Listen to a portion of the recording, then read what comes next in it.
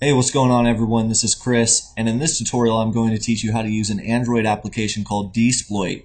Now for those of you who have never heard of dSploit, dSploit is a penetration testing suite for Android, and it has a variety of tools for network analysis and man-in-the-middle attacks. Now in order to install dSploit, your device will need root permissions, so if you don't have a rooted Android device, I suggest you go and root your device now, and then we can get started. So the first thing we need to do is open up our settings. And in the settings menu, we're going to find security. And in the security menu, we're going to find unknown sources. And we need to make sure that we enable unknown sources. So go ahead and tick the box. And then when you're prompted, go ahead and select OK. And what this does is it allows us to download applications from sources other than the Google Play Store. So you can go ahead and close out your settings. And now we need to download dSploit, so let's open up a web browser. And in the URL bar, we're going to navigate to http://goo.gl/uppercase A, uppercase M, Q, 2, I, uppercase T, and then press enter. And you can see there the download has automatically began. I'm going to pull down my notification bar, and I'm going to wait till dSploit finishes downloading. And the dSploit APK file is about 6.5 megabytes, so it may take a moment to download. Just be patient. Okay, and you can see there that the dSploit APK file is finished downloading. Let's go ahead and select it. And when you're prompted, go ahead and select Next until you're prompted to install.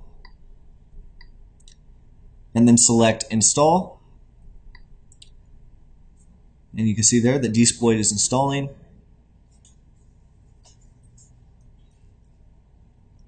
Now before we can open dSploit, we need to enable Wi-Fi and connect to the wireless network that we want to target. So for right now, I'm just going to select Done.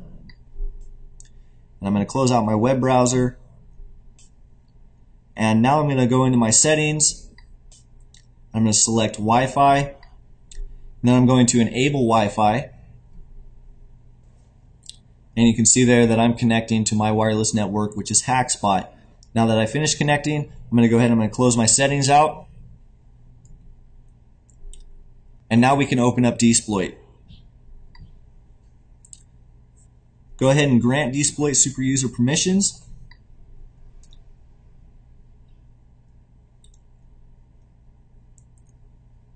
And when you see the changelog prompt, go ahead and select OK.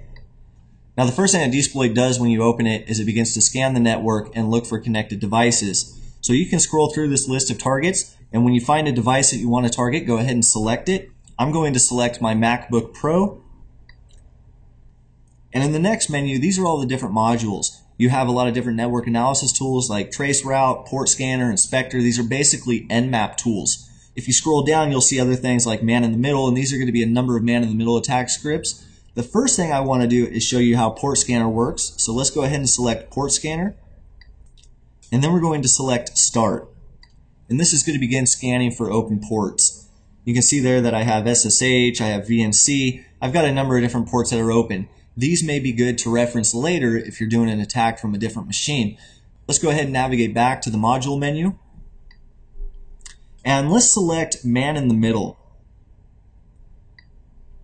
Now you can see here there's a number of different scripts. One of my favorites is Session Hijacker. I find that it's very reliable. It works very well. So let's go ahead and select Session Hijacker. And what I'm going to do here is I'm going to move over to my target, and I'm going to open up a web browser, and I'm going to see if I can find some sessions. Now to start Session Hijacking, go ahead and select Start. Now I'm going to move over to my target machine, and I'm going to open up a web browser, and I'm going to see if I can sniff some sessions. So I'm opening Safari, and if you refer over to dSploit, you'll notice that we have a YouTube session. I'm going to go ahead and select that session and start hijacking it. And when you're prompted to start hijacking, go ahead and select Yes.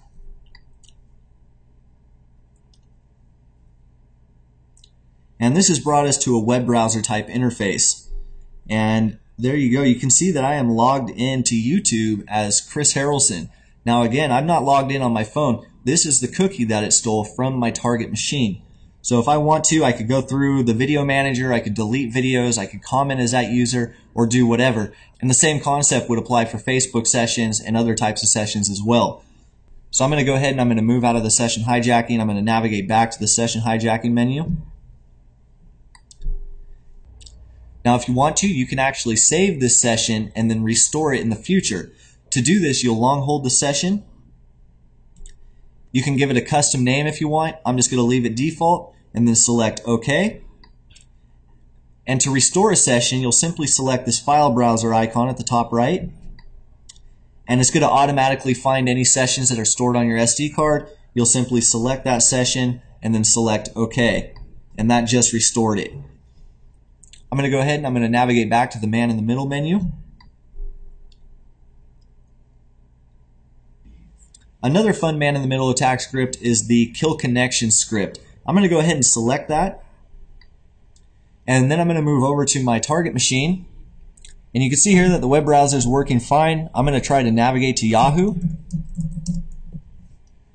And you can see there that it's not taking me to the Yahoo page. This is because I used ARP spoofing, which stands for Address Resolution Protocol, to kill the connection. Now if you want to restore the connectivity, you simply select Kill Connections again. And if you refer back to my target machine, it will load Yahoo now. And you can see there that it's working now. Now before I conclude this tutorial, I'm going to show you one more man in the middle attack, and I'm going to use the script injection. I'm going to select custom code, and it's already put some JavaScript in there for you. If you know JavaScript or you have some custom code, you can go ahead and copy and paste that in there, and when you're ready, go ahead and select OK.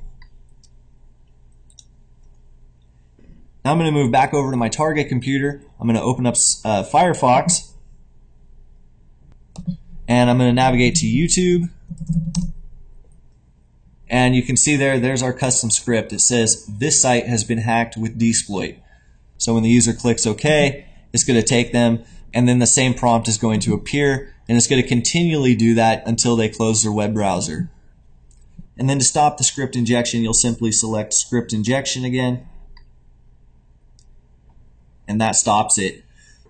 Now there's a number of things you can do with dSploit. I'm not going to be able to walk you through all of them. I encourage you to experiment with it, but for the most part, that's how you use dSploit. I hope you enjoyed this tutorial, and please don't forget to like, comment, and subscribe.